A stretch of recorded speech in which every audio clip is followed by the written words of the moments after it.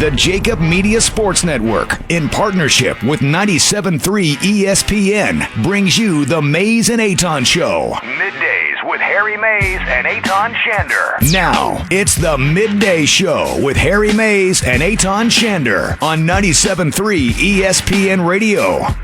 It's a Tuesday, and you can look at it one of two ways, Harry. You can look at it where the Philadelphia Eagles now have their first real test of the season, knowing that there was a way around I'm saying, like, as far as the stretch, not necessarily the game. Green Bay was a hell of a test, don't get me wrong. I think Atlanta on the road was a test when we were going into it. Now you're looking back on Atlanta and looking at them saying, how the hell did they lose that game? Atlanta's not that good. Right. But I think after week one, we were like, this Atlanta game on the road, not an easy spot. Well, they were down a lot of guys. Remember, right. That was the game in which they were probably down the most amount of bodies. Well, they lost bodies even as the game started. That's what I'm saying. Carson didn't even realize he was going to be out Deshaun Jackson and Alshon Jeffrey and Dallas Goedert. Really. Correct. So, yeah, you're right. That's what I'm saying. But this stretch of 3 straight road games, and I don't know how, if people out there are still under the belief, rightfully so, in my opinion, at the very least, I'm sure you agree, that this is clearly the best team in the NFC East when healthy, and clearly a team that should have playoff aspirations at the very least still on their mind despite all the injuries that they went through. This whole week now about Minnesota, the history there of the playoff game, Kirk Cousins, coupons, whatever people refer him to, this whole thing is gigantic. Coupons? Yeah. Is that a new nickname for Cousins? I saw on Twitter John Barchard being credited for that. Is that right? Right. So I heard a bunch of people on my mentions refer to him as Kirk Coupons. Oh, wow. So at the very least, I want to make sure I'm crediting the right person for originating it. Okay. But yes, that's a hell of a nickname, isn't it? It really is. I could subscribe to that nickname. Now, the other thing is what we had happen last night on the grand stage of the National Football League. And your friend, my friend, our friend, collective friend of the program, the Philly Godfather, has been on this one team from the jump. He's 12-0, by the way, every time he mentions a game, every time he breathes a pick with Tony Bruno, Monday, Thursday combined, he's now 12-0. But that aside, Harry, he has been on the San Francisco 49ers team from the jump. This team looks like, especially after last night, how they beat up on the Browns in areas in which Cleveland's pretty good on defense. This team looks as legit as you find in the NFC right now. Yeah, it's definitely another team to be thinking about, come playoff time. I mean, they got I believe a legit head coach that I like a lot. They've got a quarterback that's efficient, doesn't turn the ball over. They got a defensive front that is very intimidating, loaded with a bunch of first-round draft picks. They got some experience in the secondary. They got a really good tight end. They got a good running game. I mean, yeah, they pretty much got all the components of a team that it looks like they're legitimate, and it's not just, hey, they're out to a 4-0 start, but they end up being a phony. I think they're for real. Their defense is as good as anybody's. Oh, yeah. And this was a good test for them with offensive firepower. Chubb has clearly established himself as a good runner, despite who Cleveland's got up against. That was a manhandling. Oh, man. And you're right. How about Baker Mayfield? He looked lost. Huh. He looked absolutely – Nick Bosa. Oh, that was great. Looked like Lawrence Taylor out there. Nick Bosa not only just dominated the line of scrimmage and Baker Mayfield, but then he trolls him with the, planting the flag. And then after the game, I sent some of this audio to Josh.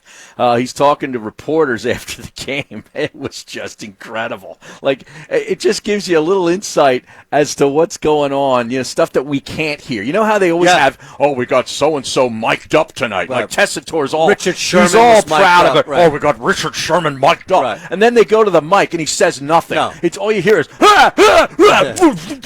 Or there's the flip side where they're talking so much and it's like, all right, dude, we get it. You're mic'd up. Right. Like, it's not organic. But they don't say anything. You know what I mean? Like, everything's got to be edited out because they're cursing. It's a waste of time. But this stuff, I would have loved to have heard Nick Bosa mic'd up all night just trolling Baker Mayfield. Let's hear him. To Baker, or you just kind of let the stats play? I was kind of trying to talk. I don't usually talk, but this game, he had it coming. So, but he didn't say one word back. So, What'd you say? Just an example. I don't know. I was just screaming his name like, Baker, Baker, you good? Come on, pick it up. We want a challenge. Yeah, stuff like that. So this was throughout the game, not just. Yeah, and he was just looking at me like. Pick That's it up. awesome. We want a challenge. That's awesome. I mean, Jesus. That's great, man. And is you know, great. that is amazing. That is amazing. I found it really funny to see just how dominant that team was, knowing that at the start of the season, I think people forgot about him. Yeah. And also, you know, there was all this controversy around Bosa. That aside, I'm just saying, like, the 49ers team just seemed like what the Browns were supposed to be. You know, like a team that had a lot of hype around them, but for some reason people just scoffed at the idea the Niners could be good and kind of forgot about them. Meanwhile, the Browns were just totally propped up and put in our face, and they haven't lived up to it really at all. No, not at all. Really. And that really went into hyperspeed once they got Odell Beckham Jr. In the offseason. But yeah, true. you talk about the Niners. Remember that preseason game? They were one of the first teams on national television in the preseason this year. Was it the Hall of and Fame game? Garoppolo was awful. Right. Like he just, I don't even I know think if he threw like 2 picks in his first 3 attempts, Yes, right? yeah, he was like, I don't even think he remember that. completed a pass to one of his guys. Nope. But he threw a couple of interceptions. He just looked totally overmatched No, and, you're and right. awful. You're and right. you're like, wow, what the hell's going on here? So That I think got everybody at that point. I think that got everybody thinking like, okay, yeah, these are a bunch of pretenders. Right. But listen, they've got now 3 guys. I mean, that kid Mostert is not a bad running back. And No. he's like the 3rd, maybe even 4th option how about now. that Breida guy from Georgia Breida, Southern? Breida is the guy. Like, he's the main guy. But now you've added Tevin Coleman back to the mix. Right, from healthy. Atlanta, yeah. And you still have Mostert, right, who has been a good backup to Breida. And I like that fullback, the kid That's from what I'm Harvard. saying, yeah.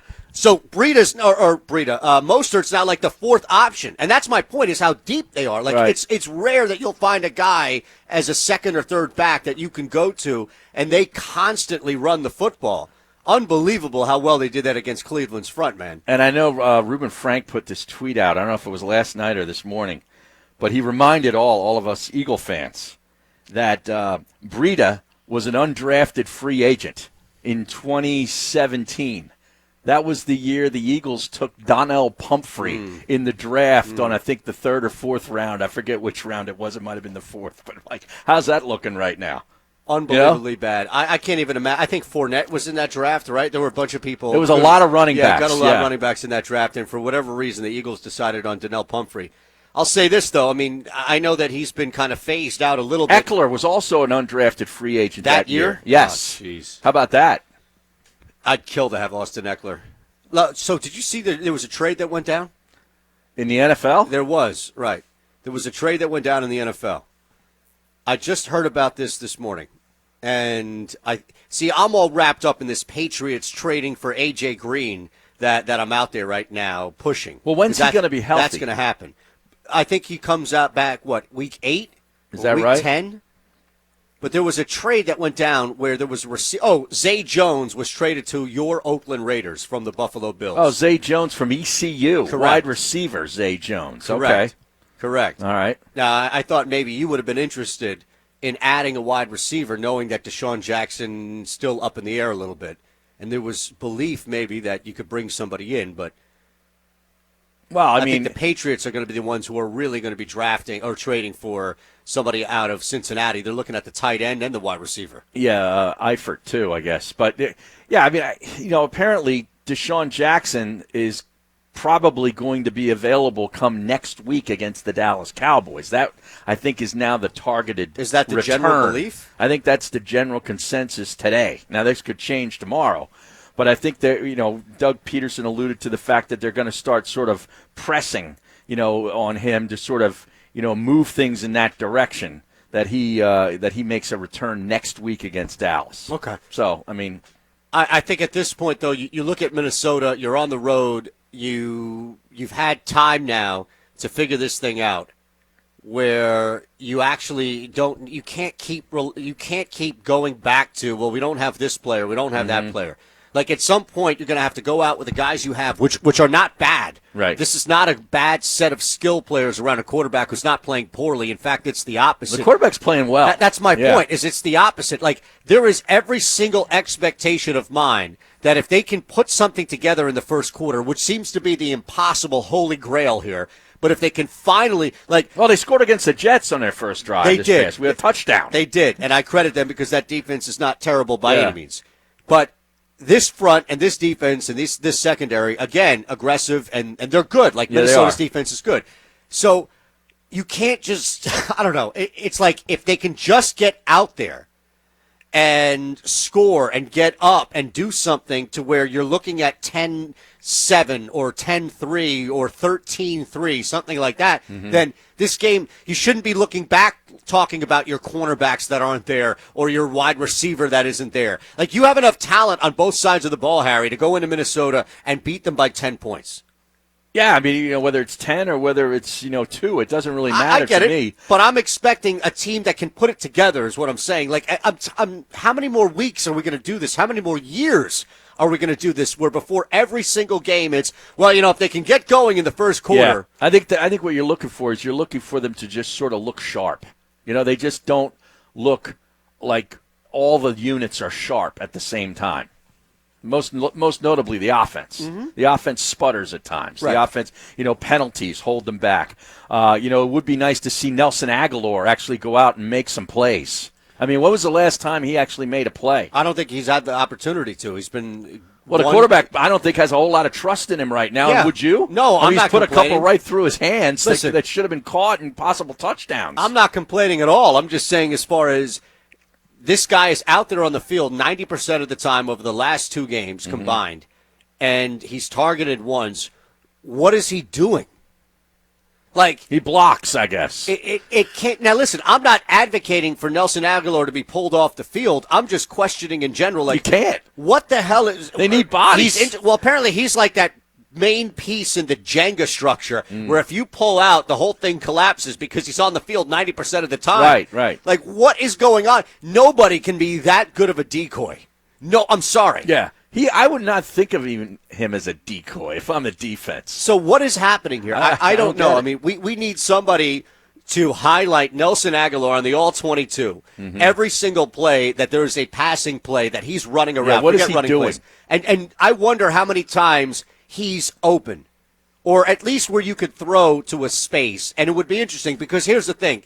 Even if it was like, dude, he was out there on the field for 90% of the plays. He was open 38% of the time. Carson Wentz threw it to him once. Yeah, he's had minimal targets. Nobody would complain, right? I don't think okay, people complain about anything now. I understand that. But the majority of reasonable people, normal-minded people, wouldn't raise an issue about that, wouldn't raise a stink and say, I can't believe Carson Wentz, Harry, isn't targeting Nelson Aguilar more. Look, he's open 40% of the time. He's out there 90% of the snaps. Would it shock you if the guy was open? No, I guess not. I mean, but then why isn't the quarterback looking his way? I think because he kept dropping the football. Yeah, I know, but at some point, you can't just throw it to Ertz and Alshon Jeffrey or dump it off to a back all the time. If he's out there and he's open, throw him the ball. Yeah, but that's what I'm saying, which is I don't think that's a problem. Remember when this whole Carson Wentz thing came out about how arrogant and over-the-top things were and people were holding that against him, etc. I don't think that this would be a case of that where fans would look. I sure as hell wouldn't. If I found out that the guy who was dropping footballs wasn't the favorite or even third or fourth target for the quarterback who's out there trying to win football games, okay, I'm not complaining. Do you think Carson Wentz trusts Mac Hollins more than he does Nelson Aguilar? Yes, I do. Well, that's an indictment right there. Okay, but here's the thing. Mac Hollins is only really asked to do one thing, and that's stretch the field. So I think by nature of which hasn't been done, by the way. They haven't been completing passes beyond 20 yards since Deshaun went out. Correct. Now you think Zay Jones can stretch it? He's a pretty big dude. He had some speed on him at ECU. Zay Jones, he's more of a possession guy. Is he? Yeah. Well, he had some speed on him in college. Well, yeah, I think look up his 40 time. He's kind of a volume guy. He's not. If he would have been faster, he would have gone higher in the draft. He ran a 4.4. Yeah. Well, I mean, okay, he it's did. Not terrible. Yeah. Well. I don't know. Are you shocked at that? I kind of dispute that. Well, listen, I watched him in his whole career. He can catch the ball. Yeah. He can run routes, but he's not exactly a burner. no, I'm not asking him to be a burner, but like Nelson Aguilar has speed. They're not running him down the field either. Mm-hmm. So I don't even know, even if you have speed, at what point are you actually doing something with it? It doesn't seem like it would be an issue at the very least. 609-403-0973 is the phone number. At Harry Mays, TU, at Shander Show. Miss you guys. Was gone with family issues. What Eytan's rants did I miss? And how's Harry holding up with Acorn Awareness Month? That's Alfie. Oh, yeah, Acorn Awareness Month. I actually put a picture out the other day on Instagram Sunday. Went out to dinner in Conchi, right? Pulled the car, up the side of the street. And I'm going to Pepperoncini, right? You and I have been there many times. Parking on that street there. And I get out of the car, open the door. Between the curb and my car is nothing but acorns filling the gutter. Oh, man. It's just piled high with acorns and crushed acorns that have been there, driven over, and it's like acorn dust. I'm like, I got PTSD. You couldn't get out of the car. It took me a while. It was like I had to Indiana take a Jones picture. with I the took a snakes. picture. Did you tweet it? I put it on Instagram. Oh, Mays of _ course. Harry. Of course, Instagram. That's where you go for the pic. Typical. Now, what did you wind up doing? Did you just wait? Did you find a new spot? No, I just stepped onto the sidewalk. I didn't even mess with the street. Okay. Yeah. I see what you're saying. You Okay. tried to extend the gap. Yes. All right. Yes. All right. I don't blame you. I don't think anybody would blame you for having PTSD at that moment. Where that's the first thing you think of, right? Like, acorns. Man. Yeah.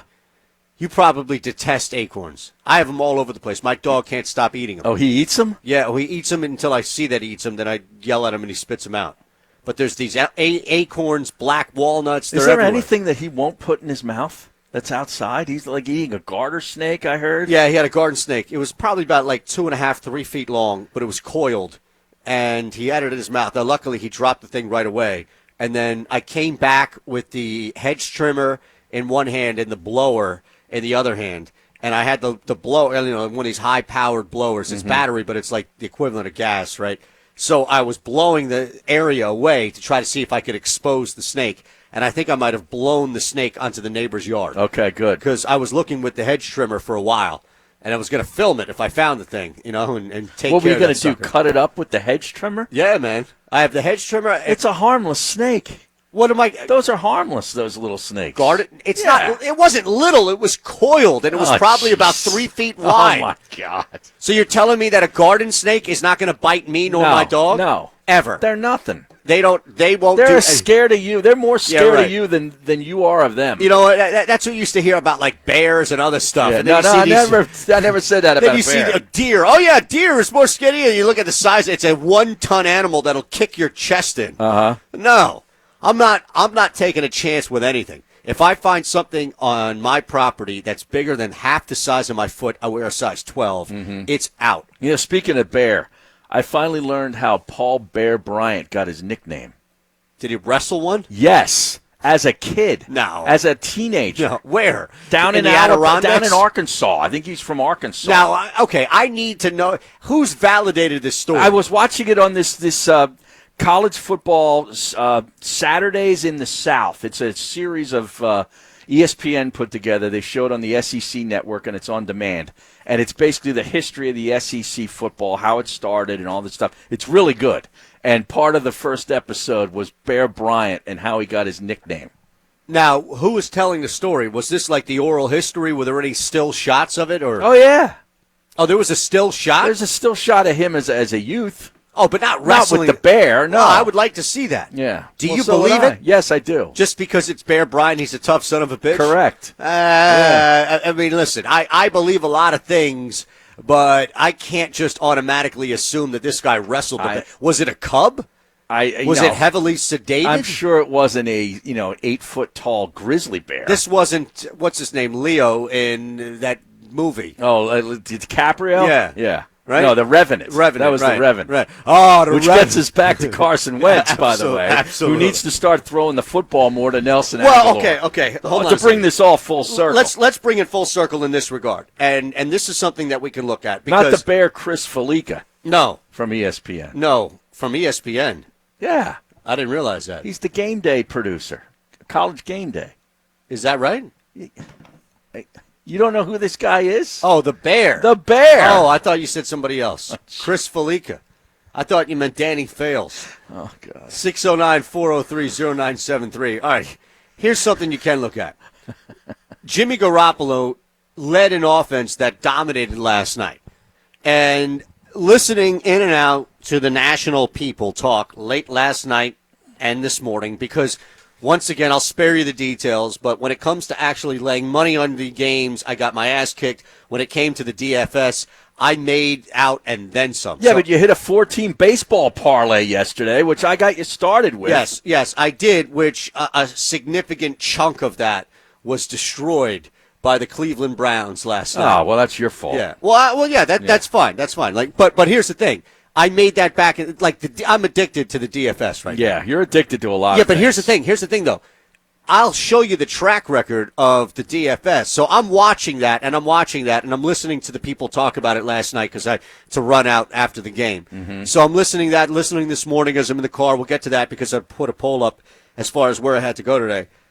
But at no point, it's funny, because at no point am I hearing anybody criticize Jimmy Garoppolo for the night that he had, for the line that he had, for the stats that he put up despite his team destroying another team. Where was he didn't throw enough touchdowns, or he didn't throw for enough yards. They don't really get the ball down the field. That's one thing. A lot of that stuff is crossing routes and okay, but still, here's the thing, though, Harry. He only threw the ball, 23? Do you have it up? You threw, 23, 24 times? I don't have it up. He didn't throw the ball much last night. He didn't really need to. That's my whole point, is that if this were Carson Wentz, we would be talking like we have the last 2 weeks about idiots who raise the question and point about whether or not Carson Wentz should be doing more. Oh, I know. Or if there's any concern. Was there any concern about the Niners' offense last night? Well, I mean, I don't know what they're saying in San Francisco, but I doubt there's any concern. But yeah, it's like if Carson Wentz doesn't throw for 300+ yards and 3 touchdowns and 0 interceptions, he had a bad game. Right. Even though, they win the football game, It's rather ridiculous. easily or convincingly, maybe throws for $180 and, 1 touchdown and no interceptions. Now he had a bad game because he's got to be throwing for 300+ and 3 TDs. And it's the Jets of all things. Right. How dare he not throw for more than 200 yards against the Jets? Yeah, Garoppolo was 20 of 29 for 181. 29, okay. 181 and 2 TDs. That's similar to the recent Carson Wentz Absolutely. numbers, right? Absolutely. Against a bad team in the Jets. Now, granted, the Jets' defense is more comparable to Cleveland's defense, clearly, than their offense. Dan from Tuckerton on the text board, 609-403-0973. NFC West is the best, most talented, and most competitive division in football. Prove me wrong. No, they got 3 teams. I mean, Arizona's not, they're a long way away. But Do you remember, was it last week when I had that graph about the percentages for teams that are most likely to make the playoffs, and we both kind of gave a little bit of a pause because it was CBS Sports, I think, that the put it out. Eagles weren't in it, right? And 3 teams from the NFC West were. Right. Yeah, I mean, I had no issue with that, especially now having seen San Francisco. But let's not forget about the NFC North. You got the Vikings, Packers, Bears, and now the Lions, at least for right now, are a team that looks much improved and a team that's going to probably be in the mix until December for a playoff spot. Yeah, They play Green Bay this week. One of those teams outside of Green Bay, I think, is poised to fall off. And I hate to say it because I gave you that future that I have on Could the be Bears. the Bears, right? The way in which that defense played, if that defense ever plays like that again, they won't beat anybody. Mm-hmm. They won't beat anybody. They'll get their ass kicked in the playoffs by Philly, by L.A., by New Orleans, by anybody out there in San Francisco. Are you kidding me? They'll have a field. They'll have 4 guys running up and down the field on Chicago if that's the case.